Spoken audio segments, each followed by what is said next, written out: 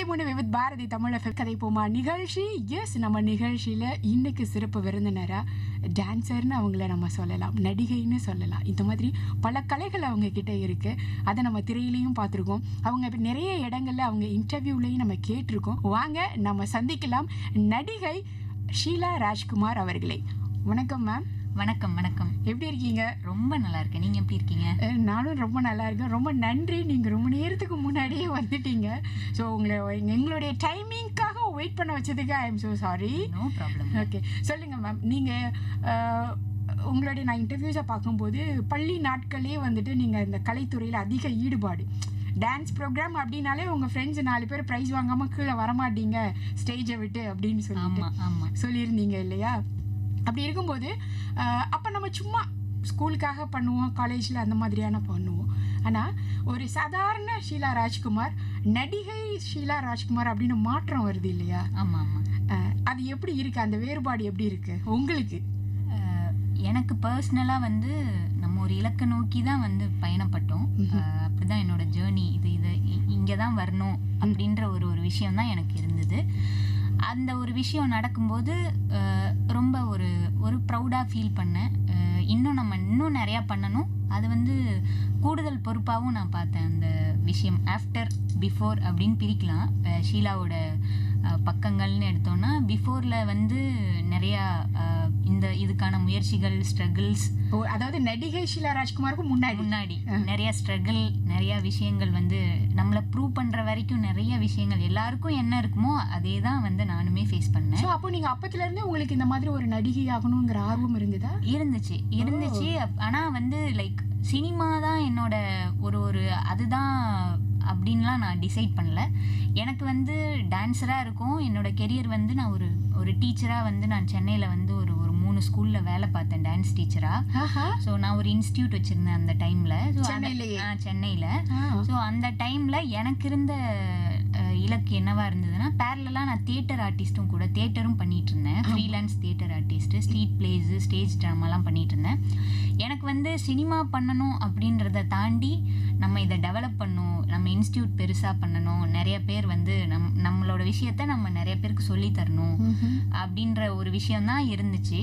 அப்புறம் நான் பேரலாக ப்ளே பண்ணும்போது அது ஒரு நாள் வந்து என்னோட ப்ளே வந்து விகடனில் வந்து டெலிகாஸ்ட் ஆயிருந்தது. டெலிகாஸ்ட்னா என்னோட இன்டர்வியூ வந்து புக்கில் வந்திருந்தது. அதை செழியன் சாரோட ஒய்ஃப், சினிமாட்டோகிராஃபர் செழியன் சாரோட ஒய்ஃப் வந்து பார்த்துட்டு, நீங்கள் ஒரு கதை, நம்ம கதைக்கு ஏன் ஷீலாவை நீங்கள் கேட்கக்கூடாது, நம்ம கதைக்கு ஆப்டா இருக்காங்க அப்படின்ற மாதிரி சொல்லும்போது செழியன் சார் எனக்கு கூப்பிட்டாங்க. அப்போ அந்த மொமெண்ட் தான் எனக்கு ஆஃப்டராக மாறிச்சு. லைக் நடிகையா நம்மளோட பார்த்து இதுக்கப்புறம் கண்டினியூ ஆக போகுது அப்படின்றது வந்து அதுவுமே நான் ஃபிக்ஸ் பண்ணிக்கல. இப்போ என் கையில் இந்த விஷயம் இருக்கு. இந்த ஆப்பர்ச்சுனிட்டியை நான் எப்படி வந்து யூட்டிலைஸ் பண்ணி லேர்ன் பண்ணி மேலே வரதுக்கு வேலை பார்க்கணும், அது மட்டும் தான் ஓடிட்டு இருந்தது.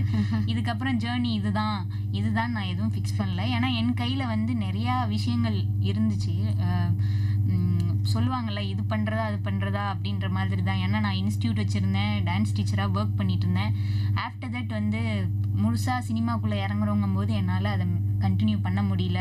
பெரிய வருத்தம் அதெல்லாம் இருந்தாலும் கூட ஒரு விஷயத்தில் நம்ம அச்சீவ் பண்ணோம்னா இன்னொரு விஷயத்த கொஞ்ச நாள் கழிச்சு அதை ஹோல்டில் பண்ணிட்டு தான் வர வேண்டியிருக்கு. அதான் நமக்கு சொல்லி கொடுத்துருக்காங்களே, எதையாவது ஒன்றை பெற வேண்டுமானால் எதையாவது ஒன்றை இழந்தாக வேண்டும். ஆமாம், அப்படிதான் என் லைஃப்லையுமே வந்து இன்னைக்கு வரைக்குமே வந்து ஆக்ட்ரஸ் அப்படின்ற ஒரு நேமுக்கு பின்னால் வந்து அந்த டான்ஸர் பெரிய ஹெல்ப் பண்ணியிருக்காங்க. அதாவது டான்ஸர் ஷீலா அவங்கள சாக்ரிஃபைஸ் பண்ணதுனால தான் ஆக்ட்ரஸ் ஷீலா வந்து இன்னைக்கு வெளியிட வந்திருக்காங்க. பட் இந்த நடிப்பு துறைக்கு, இந்த சினிமா துறைக்கே டான்ஸ் அப்படிங்கிறது ரொம்ப முக்கியம் இல்லையா? அது வந்ததுக்கு அப்புறம் கத்துப்பாங்க சில பேர். பட் நீங்க ஏற்கனவே ப்ரொஃபஷனல் டான்சர் அப்படிங்கும்போது ஓகே, நம்ம இப்படி வச்சுக்கலாம், ப்ரொஃபஷனல், அதாவது டான்சர் ஷீலா ராஜ்குமார் வெர்சஸ் நடிகை ஷீலா ராஜ்குமார் அப்படிங்கிற மாதிரி. ஓகே, இந்த மாற்றங்கள் உங்களுக்குள்ள வரும்போது என்ன மாதிரியான, அதாவது நம்ம முதல்ல ரொம்ப சாதாரணமா இருப்போம், நம்மளே அவ்வளவா சொல்லி கொடுக்கும் போது அந்த பேரண்ட்ஸ்க்கு தெரிய போகுது, எங்கேயாவது ஷோ போனோம்னா அந்த ஆர்கனைஸ்க்கு அவங்கள பார்வையாளர்களுக்கு தெரியும். பட் ஒரு நடிகைன்னு வரும்போது நமக்கு நிறைய வெளிச்சம். ஸோ அதை நீங்கள் எப்படி ஹேண்டில் பண்ணுறீங்க? ரொம்ப இன்னைக்கு வரைக்கும் லைக் ஒரு சின்னதாக கடைகளுக்கு எங்கேயாவது போனால் கூட நம்மளை வந்து நீங்கள் இந்த படத்தில் நடிச்சிங்கல்ல, ரொம்ப நல்லா பண்ணியிருந்தீங்க அப்படின்னு வந்து மக்கள் சொல்லும்போது லைக் அந்த நான் எவ்வளோ அவார்டு வாங்கியிருந்தாலும் எவ்வளோ பெரிய விஷயங்கள் எனக்கு சினிமாவில் நடந்துட்டு இருந்தாலும் அந்த மொமெண்ட் வந்து நான் ஒரு ஃபில்லாக தான் ஃபீல் பண்ணிட்டு இருப்பேன் இன்னைக்கு வரைக்கும். இப்போ லாஸ்ட் வீக் என்னோட நூடுல்ஸ்னு ஒரு படம் ரிலீஸ் ஆச்சு. அப்போ தியேட்டர் விசிட் போகும்போது அங்கே ஒரு ஒரு ஒரு ஹவுஸ் ஒய்ஃப் லேடி வந்து என்கிட்ட சொல்கிறாங்க, இந்த மாதிரி நானும் என் வீட்டில் இப்படி தான் இருப்பேன், என்னை பார்த்த மாதிரியே இருந்தது அப்படிங்கும்போது எல்லாரோட ரெப்ரசண்ட்டாக நான் வந்து ஒரு விஷயம் பண்ணுறேன் அப்படிங்கும்போது எனக்கு ரொம்ப ஒரு ஃபுல்ஃபில்லான சாட்டிஸ்ஃபையான ஓவர்வெல்மிங்கா இருக்கு அவங்க ஒரு வார்த்தை சொல்லும்போது. நாங்க நினைக்கிறத நீங்க திரையில கொண்டு வர்றீங்க, அதுக்கான வாய்ப்பு உங்களுக்கு கிடைச்சிருக்கு. நான் வந்து எல்லாரோட பிரதிபலிப்பா நான் வந்து ஸ்கிரீன்ல அவங்கள வந்து நான் பண்றேன் அப்படின்னு அவங்க சொல்றதே வந்து அப்ப நான் அதை ஒழுங்கா பண்ணியிருக்கேன் அப்படின்ற ஒரு நாங்களும் படம் பார்த்துட்டு உலகத்துல இந்த மாதிரி நிறைய இருக்கு, அதனாலதானே கதை எடுத்து நடிக்க வச்சிருக்காங்க அப்படின்னு நாங்களும் மனசை தேத்திட்டு வெளியில வந்துடுறது. ஆமா. சோ அந்த ஒரு விஷயம் தான் இன்னைக்கு வரைக்கும் மக்கள் என்ன இந்த ஒரு அடையாளத்துக்காக தான் நம்ம இவ்வளோ ஹார்ட் ஒர்க் பண்ணியிருக்கோம், எஃபர்ட் போட்டுட்டு இருக்கோம் அப்படிங்கும்போது அது ஒரு ஸ்டெப் பை ஸ்டெப்பாக வந்து இன்னும் நல்லா வெளிச்சமாக ஆகும்போது வந்து ரொம்ப ஹாப்பி. அது இன்னைக்கு வரைக்கும் நான் எல்லா இன்டர்வியூலும் சொல்கிறது தான் எனக்கு இவ்வளோ நாள் என்னோட மென்டார்ஸ், அதாவது என்னோட பாதையிலேருந்து ஒவ்வொரு குரு தான் நான் சொல்லணும். அந்த டீச் பண்ண சொல்லி கொடுத்த ஒரு லைட்மேன் அண்ணாலேருந்து எல்லாருக்குமே இந்த நேரத்தில் வந்து ஒரு பெரிய நன்றி. அவங்களால தான் இன்னைக்கு வந்து இந்த ஒரு விஷயம் நடந்திருக்கு. எஸ், அதாவது ஒரு டான்ஸராக எப்படி நீங்கள் உங்களுடைய அந்த பேஷனை ஃபுல்ஃபில் பண்ணீங்களோ அதே மாதிரி நடிகையாகவும் நான் பண்ணிட்டு வரேன். அவங்களோட எக்ஸ்பெக்டேஷன் இயக்குனர்கள் என்ன சொல்கிறாங்களோ அதை நான் வந்து பூர்த்தி பண்ணிட்டு வரேன். அது அவுட்புட் ஆடியன்ஸாக உங்ககிட்ட இருந்து வருதுன்னு சொல்கிறீங்க. நீங்கள் சொன்னீங்க எல்லாமே நான் பக்காவாக பண்ணிட்டு வரேன், கொடுத்த ஒர்க் எல்லாம் அப்படின்னு சொல்லி. எப்படி உங்களுக்கு அந்த ஒரு டெடிகேஷன் கொடுக்கறத கரெக்டாக பண்ணிட்டு வர்றது அப்படிங்கிறது? எல்லாருக்கும் வாய்ப்புகள் கிடைக்கும், அதை கரெக்டாக பயன்படுத்துகிறோம், அவங்க எதிர்பார்க்குறத நம்ம கொடுக்குறோம் அப்படிங்கிறது ஒரு பெரிய கொஷின் மார்க் இல்லை. எப்படி உங்களால் முடியுது? அதுதான் ஒரு படத்துக்கு முன்னாடியும் ஒரு கதை சொன்னதுக்கு அப்புறமா டைரக்டர்ஸ் வந்து எனக்கு இதுதான் வேணும், நான் ஸ்கிரிப்ட் வாங்கி படித்ததுக்கப்புறம் நம்ம ஏதாவது ஒர்க் பண்ணணுமா அப்படின்றதெல்லாம் டைரக்டர்கிட்ட கேட்கும்போது அவங்க எல்லாமே அந்த கேரக்டருக்கு இது நீங்கள் பண்ணினா நல்லாயிருக்கும் அப்படின்லாம் சொல்லும்போது அதை நம்ம இதை தான் தேர்ந்தெடுத்திருக்கோம், இதை நம்ம முழுசா பண்ணிடலாமே அப்படின்ற ஒரு விஷயம்தான். ஏன்னா 5 வயசு குழந்தைக்கு அம்மாவா நான் நடிக்கிறேன் அப்படின்னா எனக்கு 5 வயசு குழந்தை இருக்கணும்னு அவசியம் இல்லை, எனக்கு இல்லை. ஆனால் நான் அதவா வந்து ஸ்க்ரீனில் வந்து என்ன காட்டணும் அப்படிங்கும்போது அதுக்கு நான் கொஞ்சம் மெனக்கெட்டு தான் ஆகணும். ஒரு 5 வயசு குழந்தை அழுதா அம்மா எப்படி ரியாக்ட் பண்ணுவாங்க, பசிச்சா அது அடம் பிடிச்சா எப்படி வந்து அம்மா ரியாக்ட் பண்ணுவாங்க, அந்த இமோஷன் வந்து நான் ஸ்க்ரீனில் சும்மா வந்து பண்ணிட்டு போகிறது இல்லை. அதை அப்போ வந்து குழந்தையோட வந்து தியேட்டரில் வந்து உட்காந்து பார்க்குற அம்மா வந்து நான் இப்படி தானே என் பொண்ணை வந்து அப்படின்னு அந்த ஒரு கனெக்ட்ல தான் வந்து நம்மளோட ரோல் வந்து அவங்க மனசுல போய் உட்காரும். அதுக்கு நான் வேலை பார்க்கணுன்றது தான் என் மைண்ட்ல. அந்த கேரக்டருக்கு என்ன நியாயம் செய்யணுமோ அதை நம்ம பண்ணினாலே அது ரீச் ஆகும். நீங்க வந்து நம்ம நிறைய படங்கள் பண்ணிருக்கீங்க, இப்ப பண்ணிட்டு இருக்கீங்க. நீங்க சொல்ற மாதிரி இது மாதிரி நீங்க என்ன நல்லா பிராக்டிஸ் பண்ணிருக்கீங்க? அதில் கொஞ்சம் கஷ்டமா இருந்ததை பத்தி சொல்லுங்க. கஷ்டமா இருந்ததுன்னா நான் கடைசியா வந்து வெற்றிமாறன் சார் ப்ரொடக்ஷன்ல பேட்டை காளி அப்படின்னு ஒரு வெப் சீரிஸ் வந்துச்சு. அதுல வந்து மாடு வளர்க்குற பொண்ணு, நான் ஒரு ஜல்லிக்கட்டு மாடு வளர்க்குற பொண்ணு. அதுக்காக நான் அந்த மாடு கூட பழகணும் அப்படின்னு சொல்லி சொன்னாங்க. ஒரு குழந்தை மாதிரி தான் அது. குழந்தைனா வந்து அழுதாவது இல்லை ஏதாவது பேச முடியலனாலும் ஏதாவது ஒரு சிக்னல் காட்டும். ஒரு ஜீவராசி அது வந்து மாடு வந்து என்ன மைண்ட் செட்ல இருக்காங்கன்னே தெரியாது. அப்ப எனக்கு முன்ன பின்ன வந்து அந்த ஜல்லிக்கட்டு மாடுகளோட பழக்கம்லாம் இல்லை. பசுமாட்டு கூடயே பழகி பழக்கம் இல்லை. நீங்க என்னடானா காளை மாடு, அதுவும் ஜல்லிக்கட்டு மாடு கூட போய் என்னை விடுறீங்களே. ஸோ சின்ன வயசுல நம்ம வீட்டுல மாடு இருந்திருக்கு, நான் பழகிருக்கேன். பட் ஜல்லிக்கட்டு மாடு ஒரு மாடும் ஒரு மாதிரி இருக்கும். அது வளர்த்தவங்களை பொறுத்து தான் வந்து அதுக்கு அவங்க கூட வந்து பழக்க வழக்கம் தெரியும். ஏன்னா வளர்த்தவங்களையே வந்து பாஞ்ச மாடுகளும் இருக்கு அப்படின்றதெல்லாம் நான் எல்லாமே ஒரு விஷயம் போறேன் அப்படின்னா பிளஸ் மைனஸ் எல்லாமே தெரிஞ்சுக்கிடுவேன். பயத்துக்காக இல்ல, நம்மளோட அவேர்னஸ்க்காக வந்து நான் ஒருவேளை இப்படி நடந்தா நம்ம எப்படி ரியாக்ட் பண்ணணும் அப்படிங்கிற மாதிரி எல்லாமே நான் தெரிஞ்சுக்கிட்டேன். சப்போஸ் மாடு முட்டுச்சுன்னா என்ன பண்ணும், முட்டை வந்துச்சுன்னா என்ன பண்ணும், ரெட் கலர் ட்ரெஸ் போடக்கூடாது அப்படிலாம் இல்லையா? அப்படிலாம் இல்ல. சரி, ரொம்ப எனக்கு அது அதான் எனக்கு ரொம்ப ஒரு க்ளோஸ் ஃப்ரெண்ட் ஆயிட்டாங்க அந்த மாடு. நீங்க பழகிட்டீங்க. எத்தனை நாள்ல உங்களுக்கு அந்த மாடு கூட பழக்கம் அவ்வளவு தூரத்துக்கு? எனக்கு 1 வீக் டைம் கொடுத்தாங்க. ஆனா வந்து 10 நாள் இருக்கு, நீங்க பொறுமையா இது பண்ணுங்க. ஆனா எனக்கு 3வது நாளே நான் கூட்டிட்டு வாக்கிங்லாம் காலையில. இன்ட்ரெஸ்டிங்கா ஆமா. எப்படி அது கூட ஃபர்ஸ்ட் பழக்கம்? அதான் ஃபர்ஸ்ட் வந்து நம்மளோட ஸ்மெல்ல வந்து அவங்க கிட்ட போய் வந்து நம்ம போய் வந்து நம்மளோட ஸ்மெல்ல வந்து அது கிட்ட போய் ஸ்ப்ரெட் பண்ணணுமா? நம்ம வர்றோம்னு அவங்க அந்த வாசனை மூலமா அவங்க தெரிஞ்சுக்கணும். அவங்கள தொட்டு அவங்களோட உடம்பெல்லாம் வந்து அந்த அந்த ஒரு பாயிண்ட் இருக்கு, அதெல்லாம் நீவி விட்டு நெத்தில எல்லாம் இப்படி எல்லாம் பண்ணி நம்ம நார்மல் அவங்கள தாஜா பண்றீங்க. ஆமா. நான் தான் இனிமே வந்து உன்னை பாத்துக்க போறேன், என் மூஞ்சதான் இனிமே டெய்லி நீ பாக்க போற அப்படின்னு உனக்காக தான் நான். ஆமா. சரி, அந்த ஒரு பாண்டிங் கிரியேட் பண்றதுக்காக போச்சு. அதுக்கப்புறம் 3rd டே வந்து அதான் அது ரொட்டீனா நான் என்ன பண்ண ஆரம்பிச்சிட்டேன்னா, காலைல நானும் பல் விளக்கிட்டு அதுக்கு நான் ஹோட்டல் பக்கத்துலயே வச்சிருந்தாங்க, அப்படியே நடந்தே வந்து வைக்கல் வைக்கிறது, அதை வந்து தண்ணி காட்டுறது, அப்புறம் வாக்கிங் கூட்டு போறது, இந்த மாதிரி எல்லாம் வந்து ஒரு பையன் மட்டும் இருப்பாங்க அங்க சேஃபர் சைடுக்கு வந்து கயிறு அவுக்குறது கட்டுறது இதெல்லாம் வந்து. ஏன்னா மாட்டை எப்படி கட்டணும், அதுக்கு மூக்குனாங்கயிறு எப்படி போடணும், கொம்பு எப்படி சீவணும், அதெல்லாம் வந்து சொல்லி தந்தாங்க. அது எல்லாமே வெப் சீரிஸ்ல வந்துச்சு. ஸோ அந்த ஒரு விஷயம் வந்து கஷ்டமா நான் இன்னைக்கு நான் பண்ணிட்டு இருக்க படங்கள் வரைக்குமே கஷ்டம்னு எதுவும் இல்லை. ஆனா அதை நான் ஒரு புது விஷயமா பாக்குறேன். ஒரு புது உலகத்தை நான் தெரிஞ்சுக்கிறேன். என் லைஃப்ல ஷீலாவுக்கு அப்படி ஒரு பார்ட் இருந்தது இல்ல. இந்த இருந்தாலும் இவ்வளவு ஆர்வமா கத்துப்பாங்களான்னு தெரியாது எனக்கு. எதுக்கு நான் ரொம்ப தேவையில்லாம மாட்டு கூட பழக சொல்றீங்க? எனக்கு அந்த மாதிரி ஒரு சந்தர்ப்பம் அமைஞ்சிருக்காது ஷீலாவுக்கு. நான் இப்ப இந்த ரோல் பண்றது மூலமா எனக்கு அந்த ஒரு வேர்ல்டே ஜல்லிக்கட்டுன்ற ஒரு அந்த ஒரு வாடி வாசல் அந்த மாதிரியான விஷயங்கள் எல்லாமே நான் கிட்டத்தட்ட ஒரு 1 இயரா வந்து எல்லா ஜல்லிக்கட்டுக்குமே லைவா போனது, நான் லைவா போய் மாட்டெல்லாம் இறக்குனது, அந்த எக்ஸ்பீரியன்ஸ்லாம் எனக்கு நம்ம சின்ன பிள்ளையிலலாம் டிவியில பார்த்துருக்கோம். இப்ப வரைக்கும் டிவியில தான் பாக்குறோம். அலங்காநல்லூர் ஜல்லிக்கட்டெல்லாம் நம்ம சின்ன வயசுல எங்க அப்பா சிடி எல்லாம் வாங்கிட்டு வந்து கரும்பு சாப்பிட்டுட்டே வந்து பார்த்துருக்கோம் ஊர்ல எல்லாம். அப்புறம் ஊர்ல வந்து நடத்துவாங்க, எங்கேயோ ஒரு மாடியில ஏறி நின்று அப்படியே கூட்டத்தோட கூட்டமா நின்று பாக்குறதுதான். பட் லைவா நானே என் மாட்டை போய் இறக்குறேன், அந்த மாதிரிலாம் வந்து நம்ம ஷூட் பண்ணும்போது ரொம்ப த்ரில்டா இருந்தது. அட் த சேம் டைம் ரொம்ப ஒரு அட்வென்ச்சர் ஃபீல் தான். புதுசா ஒரு விஷயத்த கியூரியஸா இருந்தது. பட் எனக்கு என்னன்னா, அவ்வளோ ஆக்ரோஷமான மாட்டை அன்பால கட்டுப்படுத்த முடியுங்கிறத 3 நல்லா காமிச்சிட்டீங்க. சொல்லுங்க, நீங்க அந்த மாட்டு கூட பழகுனது அந்த வெப் சீரிஸ்க்காக அதெல்லாம் முடிஞ்சிடுச்சு. ரொம்ப ஈஸியா இருந்தது இது கொஞ்சம் கஷ்டமான வேலை தான். இந்த விஷயத்த நான் ரொம்ப ஈஸியா கத்துக்கிட்டேன் பயமே இல்லாம அப்படின்னா எது சொல்லுவீங்க? பயமே இல்லாம வந்து கத்துக்கிட்டேன்னா நான் பண்ண எல்லாமே டூலெட் வந்து ஒரு 5 வயசு குழந்தைக்கு அம்மாவா நடிச்சேன். அதான் என்னோட ஃபர்ஸ்ட் படம். அது ஃபெஸ்டிவலுக்காக மட்டும், இன்டர்நேஷ்னல் ஃபிலிம் ஃபெஸ்டிவலுக்காக மட்டும் எடுக்க போகிறாங்க அப்படின்ற மாதிரி சொன்னாங்க. அப்புறம் நேஷ்னல் அவார்டு வாங்கினதுக்கு அப்புறம் தான் இங்கே ரிலீஸ் ஆச்சு. ஸோ அதுவும் என்ன மற்ற படங்கள் எதுவுமே எனக்கு கஷ்டமாக தெரில. ஈவன் பேட்டைக்காளி கூட நான் மாடு வளர்க்குறது கஷ்டமாக பார்க்கல. ரொம்ப எனக்கு ரொம்ப ஹாப்பியாக இருந்தது. ஜாலியாக போனீங்க? ஆமாம், ஜாலியாக தான் இருந்தது.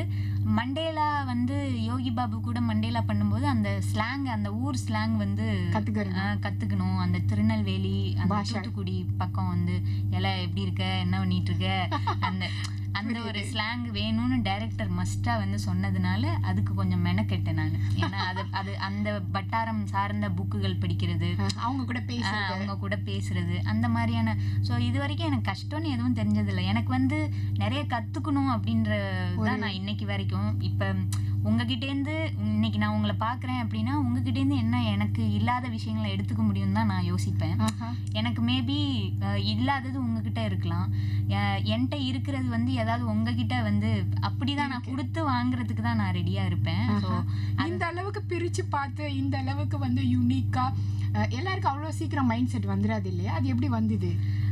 அது தியேட்டர் எனக்கு நிறைய விஷயங்களை எனக்கு தியேட்டர் வந்து கற்றுக் கொடுத்தது. நிறைய விஷயங்கள் உடைச்சி விட்டது. இந்த நான் இப்படின்னா இப்படிதான், அப்படின்னா அப்படிதான், அப்படியெல்லாம் இல்லாமல் நான் அங்கவே என்ன நான் நிறைய பிரேக் பண்ண இடம் வந்து தியேட்டர் ஸ்பேஸ்ன்னு நான் சொல்லுவேன். ஸோ எல்லாமே இன்னைக்கு வெளியில வந்து ஷீலா அப்படின்னா வந்து அந்த பொண்ணு போல்டா எல்லாமே பண்ணுவாங்க, எல்லா கேரக்டரும் எடுத்து பண்ணுவாங்க அப்படின்னு வந்து ஒரு நேம் வந்திருக்கு அப்படின்னா அதுக்கு பின்னாடி நான் நிறைய எஃபர்ட் இருக்கு. என்னென்ன மாதிரி எஃபர்ட்ஸ்? எல்லாருமே எஃபர்ட்ஸை நாங்கள் போட்டிருக்கோம்னு தான் சொல்லுவோம். பட் ஒரு கிளியர் பிக்சர், இந்த இடத்துல நான் இதை உடைச்சேன், இந்த இடத்துல இதை அப்படிங்கிற மாதிரி உங்களால சொல்ல முடியும்? ஒன்னு ரெண்டு சொன்னா கூட ஆமா, ஷீலா வந்து எனக்கு வாய்ஸே வராது, நான் பேசக்கூடிய பொண்ணே கிடையாது. ஏன்னா ஹாஸ்டல்லையே நான் 1வதுலேருந்து ஃபர்ஸ்ட் ஸ்டாண்டர்ட்லேருந்து அந்த ஒரு லைஃபே இருந்ததுனால, காலேஜ் வரைக்கும் இருந்ததுனால ரொம்ப வந்து அந்த ஹார்ஷா சவுண்டா அந்த விஷயங்கள்லாம் ரொம்ப போல்டா வந்து வராது, பேச மாட்டேன். ரொம்ப ரொம்ப ஒரு ஒரு யார் மனசையும் புண்படுத்திட கூடாது. ஆமா, நமக்கு எதுக்கு தேவையில்லாத வேலை. ஆனா தியேட்டர் வரும்போது நம்ம அந்த வாய்ஸாக இருக்கட்டும், நம்மளோட அந்த ஒரு எக்ஸ்பிரஷனையும் இப்போ டான்ஸ்ல வந்து பெருசா பண்ணுவோம், அது ஒரு சாங்குக்கு எக்ஸ்பிரஸ் பண்றதுக்கும் டைலாக் பேசி எக்ஸ்பிரஸ் பண்றதுக்கும் இருக்கிற வேரியேஷன் நிறைய இருக்கு. இன்னொன்னு தியேட்டர்ல வந்து 100 பேர் வந்து இருக்காங்கன்னா அங்க மைக்லாம் இருக்காது. நீங்க உங்க ஓன் வாய்ஸ கத்தி நான் கத்தி அந்த கடைசியில உட்கார்ந்துருக்க அந்த லாஸ்ட்ல மூலையில உட்கார்ந்துருக்க ஆடியன்ஸ்க்கு கூட நான் என்ன ரோல் பண்றேன், என்ன டைலாக் பேசுறேன், அடுத்த வார்த்தை என்ன சொல்றேன்ற முதல்ல தெளிவா செமினா அந்த தெளிவு எல்லாமே வந்து கேட்டாதான் அவர் கண்டினியூவா என்ன ஃபாலோ பண்ண முடியும். அந்த கேரக்டர் இதுதான் பேசுது, இதுதான் பண்ணுது அப்படின்னு. தியேட்டரோட பிளஸ்ஸே அதுதான். அவங்க பிசிக்கலி மென்டலி ஃபிட்டா இருந்தா மட்டும்தான் ஸ்டேஜ்ல நிக்க முடியும். ஆமா, ஸோ என்ன நான் வந்து பிசிக்கலாவும் வந்து ரெடி பண்ண இடம் தியேட்டர் தான். நிறைய விஷயங்கள் உடைஞ்சுது. நான் இது வாய்ஸ்ன்னு சொல்றேன். அது இல்லாம வந்து எனக்குள்ள ஒரு இன்ஃபீரியாரிட்டி காம்ப்ளெக்ஸ் வந்து எல்லா பெண்களுக்குமே இருக்கும். நான் அது அதுவும் இந்த டீன்ல இருக்காங்கல்ல, என்ன மாதிரி இன்ஃபீரியாரிட்டி உங்களுக்கு இருந்தது? எனக்கு வந்து அடுத்து நான் இவங்க கிட்ட இதை கேட்டா அவங்க என்ன நினைப்பாங்க, நினைச்சுப்பாங்க, இத பத்தி கேட்கலாமா வேணாமா, இத்தனை பேர் இருக்காங்களே இத பத்தி பேசுறாங்களே எப்படிதான் பேசுறாங்களோ அப்படி ஒரு ஓகே புரியுது. எல்லாமே ஒரு டிஸ்கஸ் பண்ணும்போது நமக்கு வந்து இது நம்ம சொல்றது கரெக்டா இருக்குமா இல்ல தப்பா இருக்குமா இந்த இடத்துல அப்படிங்கிற மாதிரி. இன்னைக்கு வந்து எப்படின்னா நான் நினைக்கிற விஷயங்கள் இதுதான், நீங்க சொல்ற விஷயங்கள் அதுல எனக்கு நான் தெரிஞ்சுக்காதது ஏதாவது இருக்கா, ஓகே நான் அக்செப்ட் பண்ணிக்கிறேன் அப்படின்ற மாதிரியான. நான் எதா இருந்தாலும் ஒரு வெளிப்படையா இதுதான் இந்த டேபிள்ல நான் என்னோட விஷயத்த நான் வைக்கிறேன்ப்பா, இதுதான்ப்பா நான் அப்படின்ற அளவுக்கு நான் ரெடியா இருக்கேன். அன்னைக்கெல்லாம் வந்து ஒரு 10 பேர் பேசினாங்கன்னா அப்படி நான் ஓகே ஓகே அப்படிதான் வந்து நம்ம யார் சொன்னாலும் அது பிடிச்சிருக்கோ பிடிக்கலையோ நம்ம வந்து அக்செப்ட் பண்ணிக்கிற ஒரு விஷயம். இன்னைக்கு வந்து என்னன்னா அதை அக்செப்ட் பண்ணிக்கிறதுக்கு ஒரு ப்ராசஸ் இருக்குல்ல, அது வந்து எனக்குள்ள என்ன ப்ராசஸ் பண்ணுதுன்னு நான் வந்து ஒரு விஷயத்த வந்து நீங்க ஏன் அப்படி சொல்றீங்க, இதனாலதான் இப்படி சொல்றீங்களா, ஆனா நான் இப்படி இல்லைன்னு நினைச்சேன் இப்படின்னு ஒரு விஷயம் கலந்து பேசி இது பண்ணும்போது நான் அங்க ஒரு விஷயம் எனக்கு உடையுது இல்லையா, நான் பிரேக் ஆகுறேன்.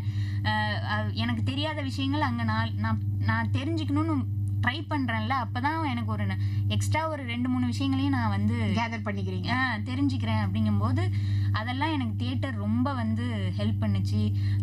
இந்த 10 பக்கம் டைலாகு 20 பக்கம் டைலாக்லாம் வந்து ஸ்கூல்ல வந்து அந்த ஒரு டிராமால வந்து நம்ம மனப்பாடம் பண்ணி பேசுறதெல்லாம் வேற, ஆனா அத உள்வாங்கி அந்த கேரக்டரா பண்ணி வந்து பண்றது கொண்டு வரணும். சோ இப்ப நம்ம ஸ்கூல்ல எல்லாம் வந்து ஃபேன்சி ட்ரெஸ் காம்படிஷன்லாம் நான் பண்ணியிருக்கேன்.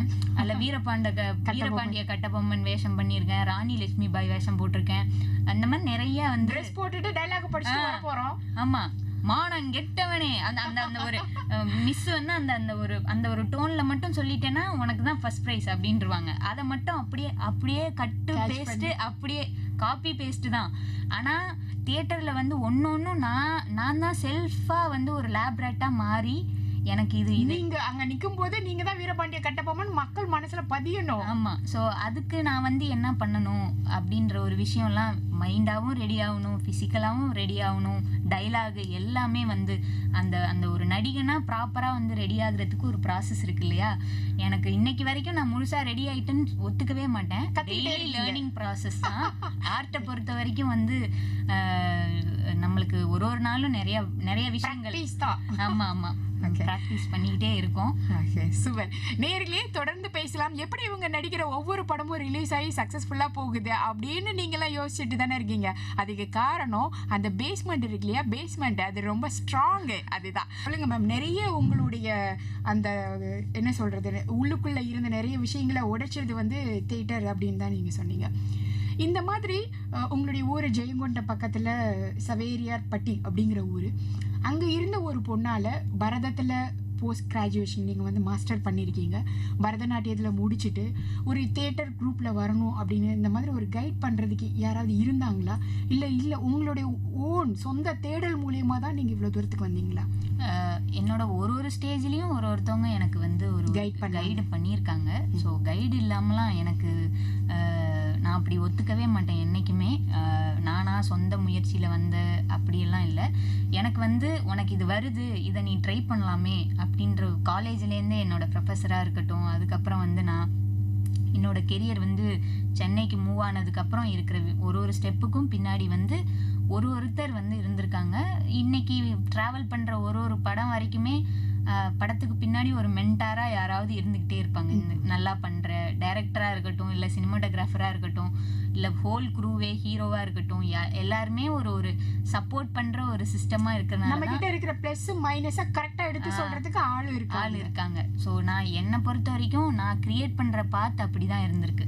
ஸோ என்னை சுற்றி இருக்கிறவங்க வந்து பேச்சுக்கெலாம் வந்து என்கிட்ட வந்து நீ அப்படிப்பட்டவங்களை சம்பாதிக்கவே வரமாட்டாங்க. ஸோ உண்மையா நேர்மையா வந்து என்கிட்ட இருக்கிற ஒரு 10 பேர் இருப்பாங்க. அந்த 10 பேர் வந்து நேர்மையா சொல்லுவாங்க. ஸோ அது எனக்கு ரொம்ப ஹெல்ப்ஃபுல்லா இருக்கும். ஸோ அவங்களோட விஷயங்களை வந்து நான் கேட்டுக்கிட்டு, ஏன்னா எல்லாமே எனக்கு தெரியும் அப்படின்னு நான் வந்து டிராவல் பண்ணவே முடியாது. நம்மளை விட அவங்களுக்கு அனுபவம் ஜாஸ்தி, அவங்களுடைய பார்வை வேற மாதிரி, ஒரு ஆடியன்ஸா என்ன எதிர்பார்க்கறாங்கங்கிறது அவங்களுக்கும் தெரியும். ஆமா, நான் வந்து நம்ம இந்த ஆர்ட் ஃபார்மை பொறுத்த வரைக்கும் நான் ஏஜை வச்சுலாம் நான் அவங்களுக்கு அப்படியெல்லாம் நான் பார்க்கவே மாட்டேன். அவங்களோட எக்ஸ்பீரியன்ஸை தான், அவங்களோட அந்த எக்ஸ்பீரியன்ஸை வச்சு தான் நான் அவங்கள பார்ப்பேன். ஏன்னா 10 வயசுலேயே வந்து நடிக்க வந்திருக்கலாம். நான் இப்போதான் வரேன்றதுக்காக அவங்க என்னோட சின்னவங்களா இருந்தாலுமே அவங்க சொல்றதை நான் எதுக்கு அப்படிலாம் நான் பார்க்க மாட்டேன். எக்ஸ்பீரியன்ஸாக வச்சு பார்க்கும்போது என்னை விட அவங்களுக்கு நிறைய அனுபவம் ஜாஸ்தியா இருந்திருக்கிறதுனால நான் அவங்க சொல்ற ஒரு விஷயங்கள் எனக்கு ஏத்துக்கிற மாதிரி இருக்கு அப்படின்னா நான் அதை ஏத்துக்குவேன். ஏத்துக்காத மாதிரி இருக்குன்னா அது ஏன் நீங்க அப்படி சொல்றீங்கன்னு கேட்டு அதை ஏத்துக்கிறதுக்கு என்ன முயற்சி பண்ணுமோ அதையும் நான் எடுத்துக்குவேன். ஸோ அப்படி இருக்கிறதுனால நிறைய பேர் இருக்காங்க பேக் எண்ட்ல. யாராவது ஒருத்தர் இவங்க சொன்னதை நான் அன்னைக்கு கேட்கல அப்படிங்கிற மாதிரி இருக்காங்க? நீங்க நிறைய பேர் சொல்றதெல்லாம் எடுத்துக்கிறீங்க, நம்ம அப்படி போவோம் ரிவர்ஸா. நீங்க எல்லாரையும் அந்த சொல்றதுனால இவங்க சொன்னதை அன்னைக்கு நான் கொஞ்சம் கூட காதுல வாங்கலைங்க அப்படிங்கிற மாதிரி யாராவது இருக்காங்களா? காதுல வாங்காத மாதிரினா வந்து இல்ல, எனக்கு வந்து இது செட் ஆகுமான்னு நான் யோசிச்சேன் அப்படிங்க அவங்க சொன்னதை நீங்க வந்து எடுத்துக்கலங்கிற மாதிரி தான். இல்ல, நான் அப்படியும் இருக்காங்க. பர்டிகுலரா இன்னாருன்னு சொல்ல முடியாது. ஆனா அதனால ஏதாவது இம்பாக்ட் இருந்திருக்கணும் உங்களுக்கு. ஆமா அது ஆப்வியஸா சொல்லுவேன், அம்மா அப்பா தான். அவங்க வந்து என்னன்னா ஒரு பொண்ணா இருக்கும் அப்படிங்கும்போது நம்ம ஏதாவது ஒண்ணு பண்ண போறோம் அப்படின்னு சொல்லும்போது ஒரு பெரிய அவங்க அக்கறையா பேசுறோம்னு நினைச்சு நம்ம என்னதான் சொன்னாலும் சொல்லி புரிய வைக்க முடியாது அவங்களுக்கு. அவங்க ஒரு 4 செவத்துக்குள்ளதான், அதுவும் பொண்ணு அப்படின்னா நான் என் ஊர் அவங்கள பயப்படுறதோட ஊர்ல உள்ளவங்க சொந்த பந்தம் என்ன சொல்லுவாங்க, அக்கம் பக்கத்துல இருக்கிறவங்க எல்லாம் என்ன சொல்லுவாங்கன்ற அந்த ஒரு தாட்ல தான் அவங்க நம்ம சொல்றதெல்லாம் அவங்களுக்கு பெருசா தெரியாது. அடுத்தவங்க என்ன சொல்லுவாங்க அப்படின்ற ஒரு விஷயத்துல இது இங்கெல்லாம் போனேன்னா இப்படிதான் ஆகும் அப்படிதான் ஆகும் அப்படின்ற ஒரு அலாட் மணியை கொடுத்துக்கிட்டே இருப்பாங்க. ஏன்னா அப்படி ஒண்ணு கிரியேட் பண்ணி வச்சிருக்காங்க. சினிமா உலகமே இந்த மாதிரி தான். அது நீ போகும்போது அதுவும் பொண்ணு, நீங்க சின்ன பொண்ணு அப்படிங்கும்போது ஒரு சின்ன விஷயம், ஒரு சின்ன கிசு வந்துட்டாலே போச்சு அப்படிங்கிற மாதிரி ஃபீல் பண்றாங்க. ஆனா நான் அதை வந்து அப்ப ஏர்லியஸ்ட் ஸ்டேஜ்ல சொல்லி பார்த்துட்டு இருந்தேன். அதுக்கப்புறம் ஒரு கட்டத்துக்கு மேல அப்படியே சைலண்ட் ஆயிட்டேன். ஏன்னா நம்ம ஏதாவது ஒரு விஷயம் நம்ம கிட்டேருந்து வந்ததுக்கு அப்புறமா ஒரு நேம் நான் ஒண்ணு கிரியேட் பண்றேன்ல, அது எல்லார மாதிரியும் நான் இல்லைன்னு சொல்றத சொல்லிக்கிட்டே இருந்தா புரியாது. அம்மா நான் அப்படி இல்ல, 4 பேர் வந்து உங்க பொண்ணு இதுல செம்மையா பண்ணிருக்காங்க நான் பெருமையா சொல்லும் போது அவங்களுக்கு அது புரியும். சோ அதுக்கு மட்டும் நம்ம ஃபோக்கஸ் பண்ணி வேலையை பார்ப்போம்னு சொல்லிட்டு சைலண்டா அதுக்கு அதை நம்ம காதுல வாங்கிக்காம நம்மளோட ஃபோக்கஸ் இப்போ வந்து இதுதான் அப்படின்றதுல கொஞ்சம் உறுதியா ஸ்ட்ராங்கா வந்து இருந்து ஹர்ட்டிங்கா தான் இருக்கும், கஷ்டமா தான் இருந்துச்சு. ரொம்ப எதை ஒன்று பெற வேண்டுமானாலும் எதை ஒன்றையாவது இழக்க வேண்டும். அது கொஞ்ச நாளைக்கு அம்மா அப்பா பாசம் இருக்கும், அது என்னைக்குமே போறது இல்ல. சோ அதனால அதை மனசுல மட்டும் வச்சுக்கிட்டு நம்ம ஒர்க் மூலமா நம்ம அப்படி இல்லைன்றத நம்ம அம்மா அப்பாவுக்கு காட்டிட்டு அதுக்கப்புறமா நம்ம இன்னைக்கு அப்படிலாம் இல்லை. இன்னைக்கெல்லாம் வந்து யாராவது ஏதாவது சொன்னாங்கன்னா கூட உனக்கு தெரியுமா, இல்ல உனக்கு தெரியுமா வேணாங்கிற அப்படிங்கிற லெவலுக்கு அப்பா அம்மா ஸ்டேபிளா ஒரு இதுக்கு வந்துட்டாங்க இல்லையா? ஏன்னா அவங்க புரிஞ்சுக்கிட்டாங்க. இன்னைக்கு புரிய வைக்கிறதுக்கு கொஞ்சம் ஸ்பேஸ் தேவைப்பட்டுச்சு. அதை நான் வந்து சைலண்டா வந்து என்னோட ஒர்க்ல மட்டும் ஃபோக்கஸ் பண்ணி நம்மளுக்கான டைம் வரும்போது அவங்களே புரிஞ்சுப்பாங்க நம்மளை பத்தி அப்படின்னு சொல்லி நான் அந்த நம்பிக்கையை கிரியேட் பண்ணிட்டா போதும். அவ்வளவுதான், அதுக்கு மேல எதுவுமே தேவை.